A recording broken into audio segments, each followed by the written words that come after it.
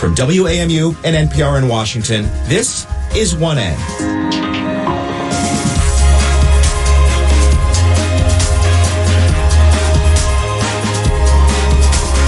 Hey there, I'm Todd Zwillich. Today on 1A, argument and accountability.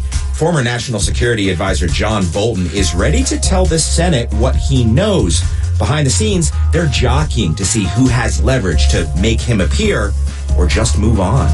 The president's lawyers say even if Trump abused his office, that's not impeachable. We'll put that argument to some legal experts. Let's bring in some legal experts now to break this all down on our Impeachment Check-In Wednesday that we like to do during these historic proceedings here on 1A. Elizabeth Wydra is an attorney and president of the Constitutional Accountability Center, a progressive think tank based in Washington, D.C. Elizabeth, great to have you. Thanks for having me, Todd. Elizabeth, I want you to respond to somebody who made a lot of headlines this week, Alan Dershowitz, famous criminal attorney Alan Dershowitz, who made his argument, his constitutional defense for the president on the Senate floor. Here's part of what he said. If a president, any president, were to have done what the Times reported about the content of the Bolton manuscript, that would not constitute an impeachable offense. Let me repeat, nothing in the Bolton revelations, even if true, would rise to the level of an abuse of power or an impeachable offense. That is clear from the history. That is clear from the language of the Constitution. You cannot turn conduct that is not impeachable into impeachable conduct simply by using words like quid pro quo and personal benefit. Elizabeth Wydra, what's your take on this argument that abusive power isn't a crime and that it's such a vague term that it would be dangerous to have a Senate or to have a House that could impeach a president based on such a vague concept as abuse of power? Alan Dershowitz, it's really a remarkable argument. It's a remarkable argument to hear from someone who, at least in the past, had a stellar reputation. It's remarkable to hear on the Senate floor in defense of the president. Abuse of power is not vague. It's been a common law crime throughout history. It was listed by Alexander Hamilton in Federalist 65 as a reason why you might impeach a president. He talked about abuses or violations of the public trust. And it's clear that certainly it's up to the Senate to decide whether or not this impeachable conduct, it was impeachable, it was impeached by the House, rises to the level of removal for the president. But to say that it's not in the history or supported by constitutional text, I don't know what history he's reading or what constitutional text he's reading, because I've read it and I think he's absolutely and thoroughly wrong. And I think, frankly, even as he acknowledged himself, Alan Dershowitz of 20 years ago thought he was wrong. So it's really a breathtaking argument, and one that I think that not only American people, as a matter of common sense, know is wrong. It's something that scholars, as a matter of constitutional sense, know is wrong. And frankly, I think people watching around the world know is wrong. We got this question from Miguel, who tweets, I'm glad we have all these experts here, because Miguel wants to know, why do they mention the high crimes bar for impeachment but ignore the misdemeanors part? Misdemeanors are small offenses. It seems strange that they say the bar is high while the Constitution explicitly adds a low bar. Now, is that what, Elizabeth, is that what misdemeanors means in the Constitution? Because jaywalking's a misdemeanor. Right. So, I think it's important to note that the Constitution is a constitution. It's not a grocery list. And we have certain broad terms used. Obviously, when we talk about Congress's power to regulate commerce, we don't only, there isn't then listed healthcare and agriculture. That's not the way the Constitution works. Everybody knows that. And here, when it comes to impeachment, there are these broad words used by the founders. Even bribery at the time of the founding did not mean exactly what's in the federal criminal code today. It had a broader term that included things like what we've seen alleged by the House.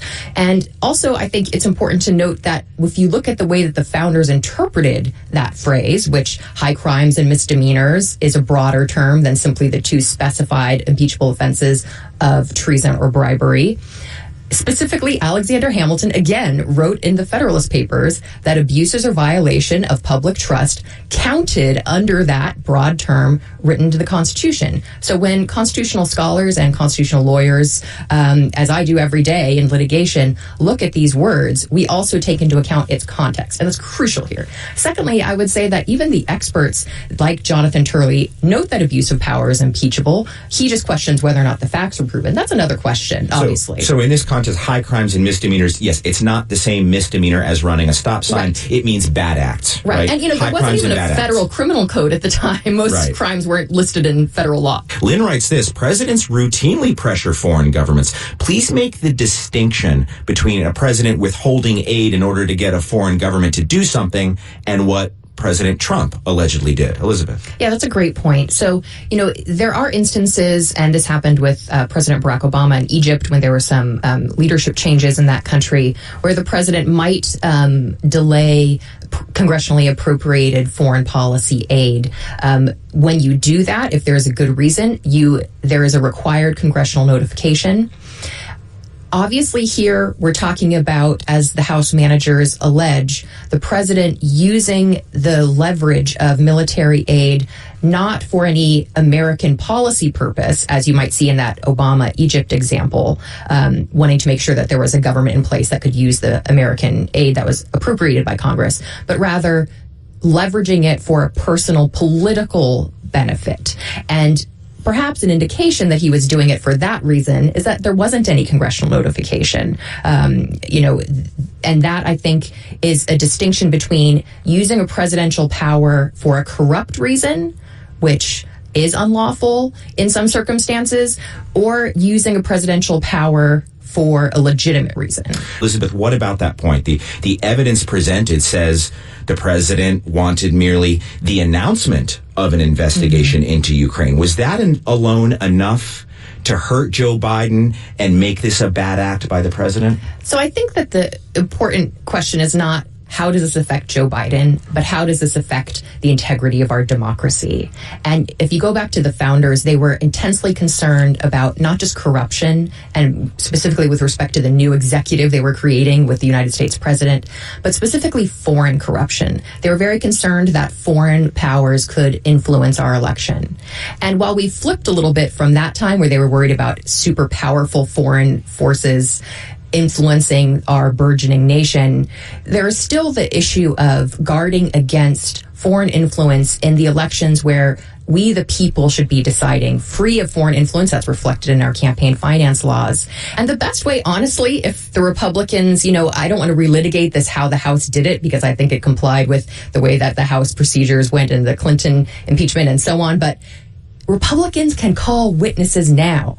They can say that the House didn't have Republican witnesses. They presumably have the votes to call whatever witnesses they want. There doesn't need to be a trade. Republicans have presumably they definitely have a majority. They presumably have the votes. If they want to call Hunter Biden, I seem to think it's irrelevant, but then call him. And then if there's a question of relevancy, they put it to the Chief Justice and we proceed like a trial. It appears, Elizabeth, look, there was reporting last night that Republican senators pretty much acknowledged that John Bolton is telling the truth, that the president said, I'm not letting the aid go until Ukraine comes around and does my investigations.